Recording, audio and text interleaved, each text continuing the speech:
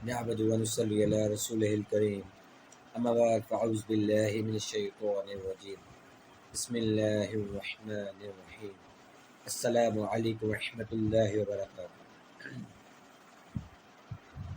Today our topic is صدقہ.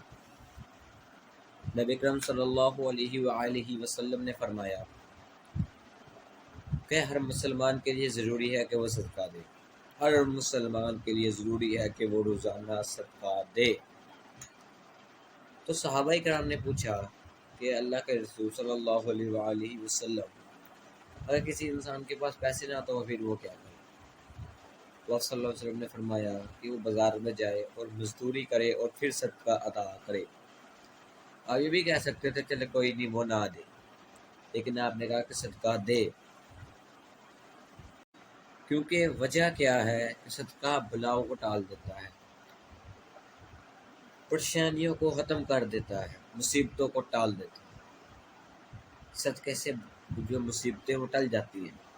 اس لیے صلی اللہ علیہ وسلم نے فرمایا تھا کہ ہر مسلمان کے لیے ضروری ہے کہ وہ روزانہ صدقہ دے. تو صدقہ ضروری نہیں کہ پیسے سے دیا جائے، صدقہ دینے کے بہت سے ذریعے ہیں.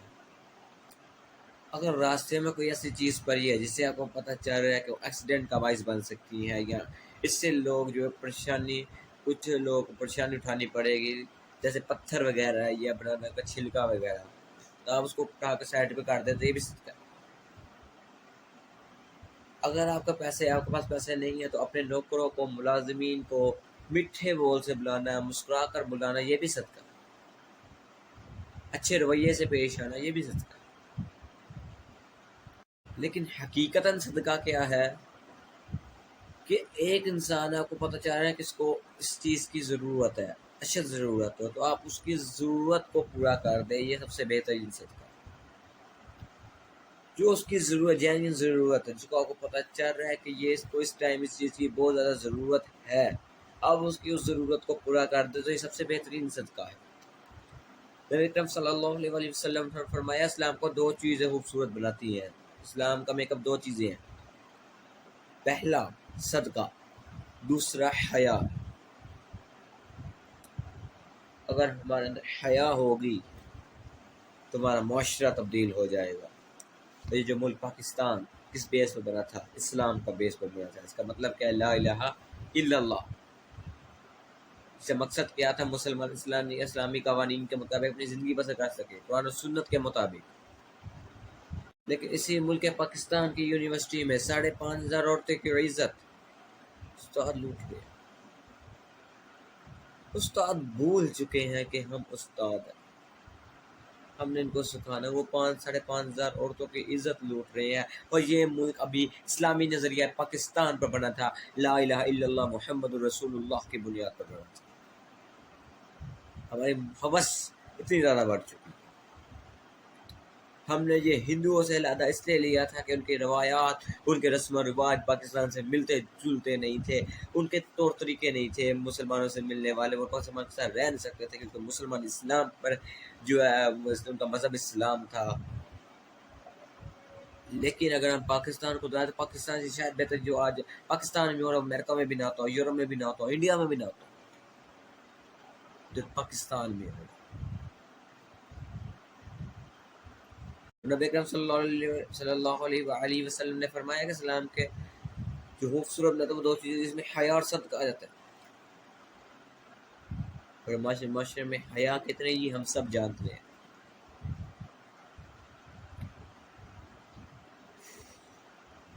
لیکن وہ ٹاپک دوسرا ہے، صدقہ.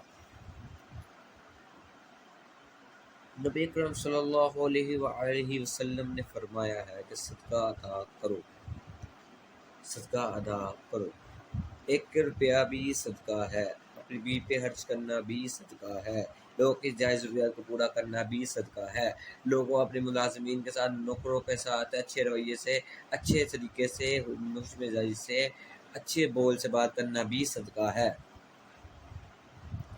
حاتم طائی بہت بڑی صحیح گزرے، بہت بڑی صحیح تھے. ان سے کسی نے پوچھا کہ کیا تم نے اپنی زندگی میں اپنے سے بڑا صحیح دیکھا ہے؟ تو انہوں نے فرمایا ہاں میں نے دیکھا ہے.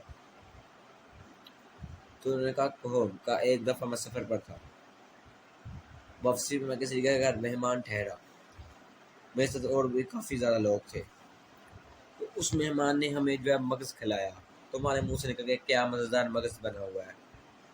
تو وہ مہمان تب تک مغز لاتا رہا جب تک ہم سب کھاتے رہے، اور جب میں نے باہر جا کر دیکھا 100 بکریاں موجود تھی، اور ان کے اوپر سے گردن علیحدہ تھی، اور ان کا 100 بکریوں کا مغز اس نے بنا کر ہمیں کھلا دیا تھا۔ تو میں نے اس سے پوچھا کہ کیا تمہارے پاس 100 بکریوں کے علاوہ کچھ اور بھی جائیداد ہے؟ اس نے کہا نہیں، صرف یہ 100 بکریاں تھیں، رزق اللہ تعالیٰ عطا کرتا ہے۔ تو حاتم طائی نے کہا تھا کہ یہ مجھ سے بڑا سخی ہے، تب میں نے اپنے سے بڑا سخی دیکھا تھا۔ خاتم طائی نے تب اس کو 100 بکریوں کے بدلے 100 اونٹ عطا دے دیے تھے تحفے کے طور پر۔ تو صحابت بھی ایک بہت بڑی نعمت ہوتی ہے، سخی۔ جو سخی ہوتا ہے اس کی اللہ تعالیٰ کے ساتھ دوستی ہوتی ہے، جو بخیل ہوتا ہے اس کی اللہ تعالیٰ کے ساتھ دوستی نہیں ہوتی۔ سخی کے ساتھ اللہ کی دوستی ٹوٹتی نہیں، اور بخیل کے ساتھ اللہ کی دوستی بنتی نہیں۔ بخیل کیا ہے، کچھ لوگ ایسے بھی ہوتے ہیں جو اپنی جائز ضروریات کو بھی پورا نہیں کرتے، وہ اتنا پیسے جوڑ کے رکھتے ہیں، وہ اپنی جو جائز ضروریات ہیں ان کو بھی وہ پورا نہیں کرتے ہیں، اپنے بیوی بچوں وغیرہ ان کی ضروریات کو بھی پورا نہیں کرتے، لوگوں سے تنگ ہوتے ہیں۔ اللہ تعالیٰ نے چیزیں منع فرمائی، سیونگ کی جائے لیکن ایک حد تک کی جائے، جو جائز ضروریات ان کو بھی پورا کیا جائے، اللہ کی راہ میں بھی ادا کیا جائے۔ جب آپ کا یہ ہاتھ اللہ کی راہ میں دینے سے نہ رکے تو سمجھے آپ کے پیسے کی آواز ختم ہو چکی ہے، لیکن جب یہ آپ دینے لگے اور آپ کا دل میں بات آ جائے کہ اتنے دیر ختم ہو گئے، تو سمجھ جائیں ابھی بھی آپ کا جو پیسے کی آواز ہے وہ موجود ہے۔ بخیل کو اللہ تعالیٰ پسند نہیں کرتا، بخیل کے اللہ تعالیٰ کے ساتھ دوستی نہیں ہوتی۔ تو صدقہ دینا، سخاوت کرنا یہ اچھی بات ہوتی ہے، اور اس سے آپ بہت سی برائیوں سے جو ہے مصیبتوں سے بچ جاتے ہیں اللہ تعالیٰ کے حکم سے۔ اللہ تعالیٰ کی راہ میں دینے سے کبھی آپ کا مال کم نہیں ہوگا، اللہ تعالیٰ کے پتہ سے کیلکولیٹر ہے، جو آپ کو ملٹی پلائر کر کے دے گا 10 سے، آپ کا مائنس نہیں ہوگا۔ ایسا کیلکولیٹر دنیا میں کسی کے پاس موجود نہیں ہے، اس لیے اللہ تعالیٰ کی راہ میں دینا چاہیے۔ اپنے اندر حیا پیدا کرنی ہوگی ہمیں۔ یہ ملک پاکستان لا الہ الا اللہ پر بنا تھا، لیکن اس کے رہنے والوں نے اندر قرآن و سنت کو شاید بھول چکے ہیں، پڑھتے نہیں ہیں۔ ان کے مطابق اللہ تعالیٰ ہمیں قرآن و سنت کے مطابق زندگی گزارنے کی توفیق عطا فرمائے۔ وآخر دعواہم الحمد للہ رب العالمین۔